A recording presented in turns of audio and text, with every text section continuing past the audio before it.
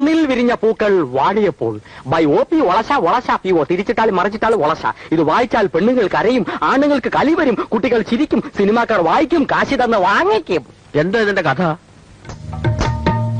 ഒരച്ഛൻ, ഒരമ്മ, 2 കൊച്ചു കുഞ്ഞുങ്ങൾ, ഒരു കൊച്ചു കുടുംബം, സംതൃപ്തമായ കുടുംബം.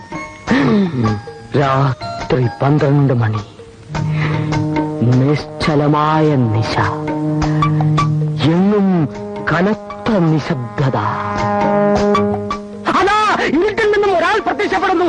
പ്രത്യക്ഷപ്പെട്ട് 1 ബോംബ്, 2 ബോംബ്, 3 ബോംബ്,